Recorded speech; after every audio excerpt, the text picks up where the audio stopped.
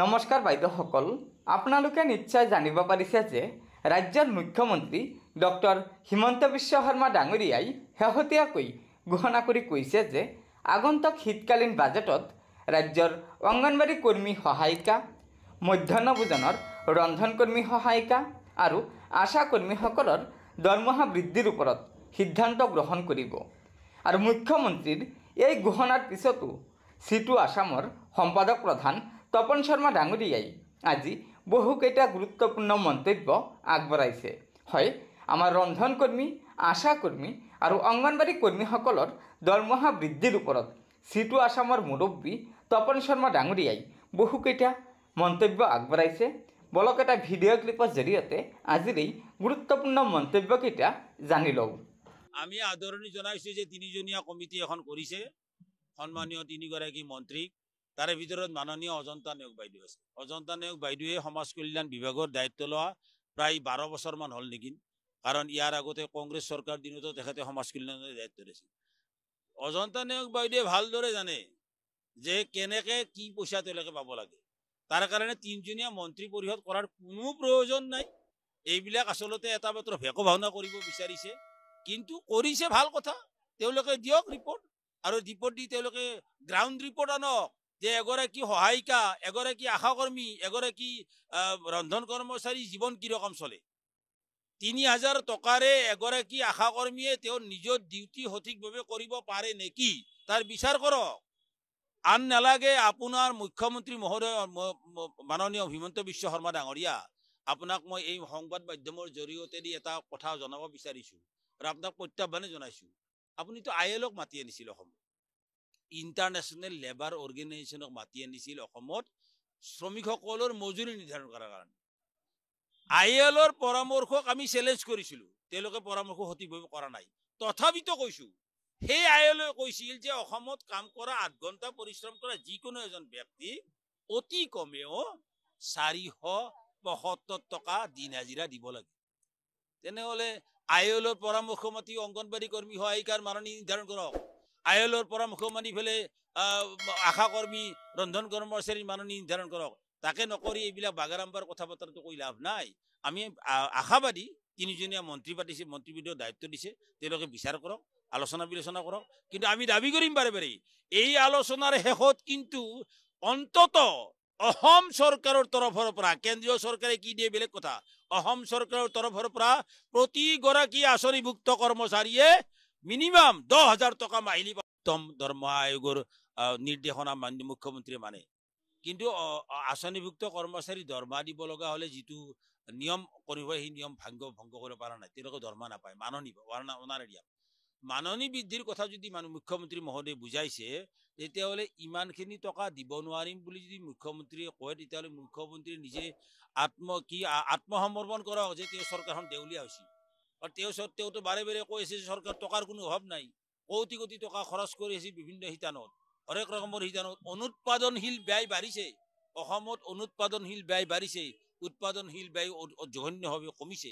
যিসকলে কাম কৰে তেওঁলোকক মাননি দিব নোৱাৰে, মজুৰি দিব নোৱাৰে, কিন্তু কাম নকৰা মানুহক বিভিন্ন প্ৰকাৰে হিতাধিকাৰী সৃষ্টি কৰি আছে, বেনিফিচিয়াৰী সৃষ্টি কৰি আছে। বেনিফিচিয়াৰীৰ পলিটিক্সক আমি আপত্তি কৰা নাই, সাধাৰণ মানুহ, গৰীব মানুহক 2 পইচা দিছে দিয়ক, কিন্তু একে সময়তেই কাম কৰা মানুহকো পইচা দিব লাগে। 12 লক্ষ চাহ বাগানৰ বনোৱা মাত্ৰ 250 টকা দিন হাজিৰা দি পেলাই খটুৱাই আছে। এই 2,71,000 আঁচনিভুক্ত কৰ্মচাৰী, তেওঁলোকক আজি 100 টকাৰ পৰা 150 টকা পৰ্যন্ত দিন হাজিৰাৰ ভিত্তিত তেওঁলোকক পইচা দি আছে। তেওঁলোকক 6,500 টকা পায় কোনোবা মাহত, সেইটো বেলেগ কথা, কিন্তু এইটো হৈছে দিন হাজিৰাৰ ভিত্তিত। ইমান কম পইচাৰে মানুহ চলিব পাৰে নেকি? আৰু মুখ্যমন্ত্ৰী মহোদয়ে যিটো কথা কৈছে যে তেওঁলোকৰ বোলে ইমানখিনি টকা দিবলৈ অসম চৰকাৰৰ ক্ষমতা নাই। আপোনাৰতো ডাবল ইঞ্জিনৰ চৰকাৰ, কেন্দ্ৰত বিজেপি চৰকাৰ বহি আছে, আপোনাৰ আটাইতকৈ ভক্তি কৰা চৰকাৰখন। তেওঁৰ ওচৰততো আপুনি সাধাৰণভাৱেই দাবীটো দিলেই তেওঁলোকৰ পইচা দিয়ে।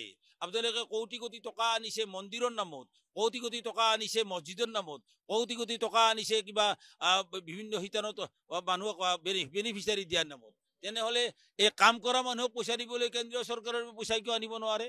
আমিতো জনাত 90 টকা দিয়ে কেন্দ্ৰীয় চৰকাৰে, 10 টকা খৰচ কৰিব লাগে ৰাজ্য চৰকাৰে। 90:10 ৰেচিঅ' এতিয়াও চলি আছে। তেনেহ'লে অসম চৰকাৰে কেন্দ্ৰীয় চৰকাৰক কৈ পেলাই কওক যে অসমত কাম কৰা কৰ্মী সহায়িকাক 10,000 টকা দিয়ক। তামিলনাডু যদি 22,000 টকা দিব পাৰে, কেৰালাই যদি 12,000 টকা দিব পাৰে, আজি ৰাজস্থান, মহাৰাষ্ট্ৰ, কৰ্ণাটক, অন্যান্য ৰাজ্যই যদি আজি 10,000, 12,000, 11,000 টকা কৰি অংগনবাড়ী কৰ্মী, সহায়িকা, আশা কৰ্মী পইচা দিব পাৰে, অসম চৰকাৰে কিয় নোৱাৰে? আপোনালোকে অসমখন আপোনালোকে কি বুলি কৈছিল, দেশৰ ভিতৰত 5ম বৃহত্তম ৰাজ্যলৈ ৰূপান্তৰ কৰিব, তেনেহ'লে কৰক আপুনি। এইবিলাক ভণ্ডামি বন্ধ কৰক মুখ্যমন্ত্ৰী মহোদয়। এই ভণ্ডামিৰ দ্বাৰা অসমৰ মানুহে আৰু বুজি নাপায়, আপোনাক বুজিবলৈ বাকী নাই আৰু মুখ্যমন্ত্ৰী মহোদয়। আমি আদৰণি জনাইছোঁ যে 3জনীয়া কমিটি এখন কৰিছে, সন্মানীয় 3গৰাকী মন্ত্ৰীক, তাৰে ভিতৰত মাননীয় অজন্তা নেওগ বাইদেউ আছে। অজন্তা নেওগ বাইদেৱে সমাজ কল্যাণ বিভাগৰ দায়িত্ব লোৱা প্ৰায় 12 বছৰমান হ'ল নেকি, কাৰণ ইয়াৰ আগতে কংগ্ৰেছ চৰকাৰ দিনতো তেখেতে সমাজ কল্যাণৰ দায়িত্ব দিছিল। অজন্তা নেওগ বাইদেৱে ভালদৰে জানে যে কেনেকে কি পইচা তেওঁলোকে পাব লাগে, তাৰ কাৰণে 3জনীয়া মন্ত্ৰী পৰিষদ কৰাৰ কোনো প্ৰয়োজন নাই। এইবিলাক আচলতে এটা মাত্ৰ ভেকো ভাওনা কৰিব বিচাৰিছে, কিন্তু কৰিছে ভাল কথা। তেওঁলোকে দিয়ক ৰিপৰ্ট, আৰু ৰিপৰ্ট দি তেওঁলোকে গ্ৰাউণ্ড ৰিপৰ্ট আনক যে এগৰাকী সহায়িকা, এগৰাকী আশাকৰ্মী, এগৰাকী ৰন্ধন কৰ্মচাৰী জীৱন কি ৰকম চলে। 3,000 টকাৰে এগৰাকী আশাকৰ্মীয়ে তেওঁৰ নিজৰ ডিউটি সঠিকভাৱে কৰিব পাৰে নেকি, তাৰ বিচাৰ কৰক।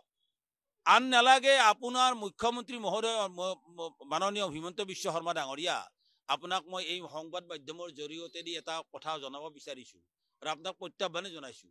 আপুনিতো ILOক মাতি আনিছিল অসমত, ইণ্টাৰনেশ্যনেল লেবাৰ অৰ্গেনাইজেশ্যনক মাতি আনিছিল অসমত শ্ৰমিকসকলৰ মজুৰি নিৰ্ধাৰণ কৰাৰ কাৰণে। ILOৰ পৰামৰ্শক আমি চেলেঞ্জ কৰিছিলোঁ, তেওঁলোকে পৰামৰ্শ সঠিকভাৱে কৰা নাই। তথাপিতো কৈছোঁ, সেই ILOৱে কৈছিল যে অসমত কাম কৰা 8 ঘণ্টা পৰিশ্ৰম কৰা যিকোনো এজন ব্যক্তি অতি কমেও 475 টকা দিন হাজিৰা দিব লাগে। তেনেহ'লে ILOৰ পৰামৰ্শ মাতি অংগনবাড়ী কৰ্মী, সহায়িকাৰ মাননি নিৰ্ধাৰণ কৰক। ILOৰ পৰামৰ্শ মানি পেলাই আশা কৰ্মী, ৰন্ধন কৰ্মচাৰীৰ মাননি নিৰ্ধাৰণ কৰক। তাকে নকৰি এইবিলাক বাগাৰাম্বাৰ কথা বতৰাটো কৈ লাভ নাই। আমি আশাবাদী, 3জনীয়া মন্ত্ৰী পাতিছে, মন্ত্ৰীবিদৰ দায়িত্ব দিছে, তেওঁলোকে বিচাৰ কৰক, আলোচনা বিলোচনা কৰক। কিন্তু আমি দাবী কৰিম বাৰে বাৰে, এই আলোচনাৰ শেষত কিন্তু অন্তত অসম চৰকাৰৰ তৰফৰ পৰা, কেন্দ্ৰীয় চৰকাৰে কি দিয়ে বেলেগ কথা, অসম চৰকাৰৰ তৰফৰ পৰা প্ৰতিগৰাকী আঁচনিভুক্ত কৰ্মচাৰীয়ে মিনিমাম 10,000 টকা মাহিলী। গতিকে বাইদেউসকল, এয়া নিশ্চয় ৰাজ্যৰ অংগনবাড়ী কৰ্মী সহায়িকা, মধ্যাহ্ন ভোজনৰ ৰন্ধন কৰ্মী সহায়িকা আৰু আশা কৰ্মীসকলৰ দৰমহা বৃদ্ধিৰ ওপৰত সিটো আসামৰ মুৰব্বী অৰ্থাৎ সম্পাদক প্ৰধান তপন শৰ্মা ডাঙৰীয়াই বহুকেইটা গুৰুত্বপূৰ্ণ মন্তব্য আগবঢ়াইছে।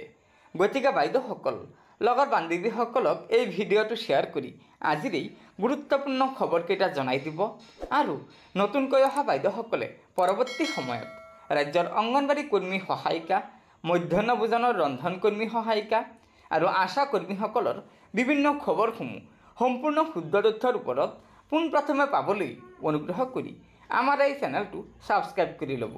ধন্যবাদ। জয় আই অসম।